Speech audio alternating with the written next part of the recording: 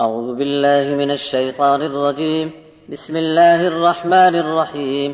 يا أيها الذين آمنوا لا تقولوا راعنا وقولوا انظرنا واسمعوا وللكافرين عذاب أليم. ما يود الذين كفروا من أهل الكتاب ولا المشركين أن ينزل عليكم من خير من ربكم والله يختص برحمته من يشاء والله ذو الفضل العظيم. ما ننسخ من آية أو ننسها نأت بخير منها أو مثلها. ألم تعلم أن الله على كل شيء قدير. ألم تعلم أن الله له ملك السماوات والأرض وما لكم من دون الله من ولي ولا نصير. أم تريدون أن تسألوا رسولكم كما سئل موسى من قبل ومن يتبدل الكفر بالإيمان فقد ضل سواء السبيل. ود كثير من أهل الكتاب لو يردونكم من بعد إيمانكم كفارا حسدا من عند أنفسهم من بعد ما تبين لهم الحق فاعفوا واصفحوا حتى يأتي الله بأمره إن الله على كل شيء قدير. وأقيموا الصلاة وآتوا الزكاة وما تقدموا لأنفسكم من خير تجدوه عند الله إن الله بما تعملون بصير.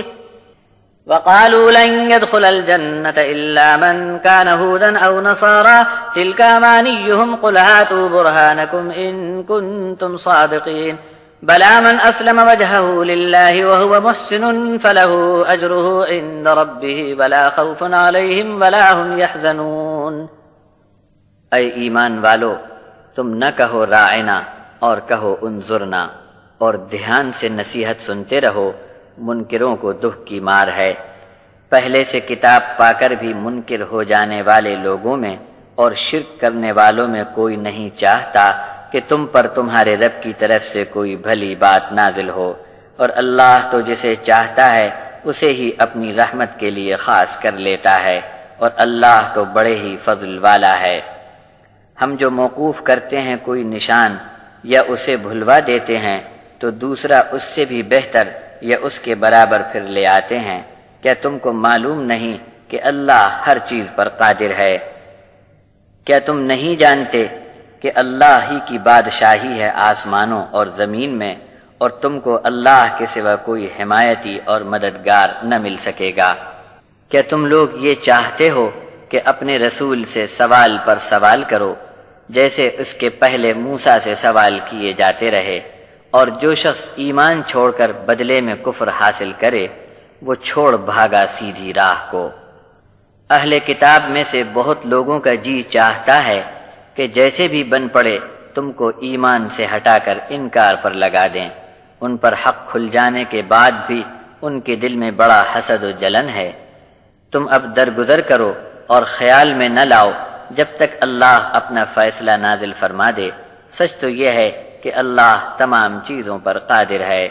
اور قائم رکھو نماز کو اور زکوٰۃ دیتے رہو، اور جو بھی بھلائی کا کام آگے بھیجو گے اللہ کے پاس اسے اپنے لیے بہتر حالت میں پاؤ گے۔ اللہ تمہارے سب کام دیکھ رہا ہے۔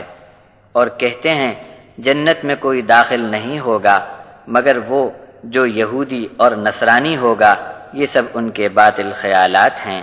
آپ ان سے کہو کہ اس بات پر دلیل تو پیش کرو اگر سچے ہو۔ کیوں نہیں، بلکہ جنت میں ہر ایسا آدمی داخل ہوگا جس نے اپنا چہرہ اللہ کے سامنے جھکا دیا اور نیکی پر قائم ہوا، اسی کو اجر ہے اس کے رب کے پاس، اور ان کو کوئی ڈر اور غم نہ ہوگا۔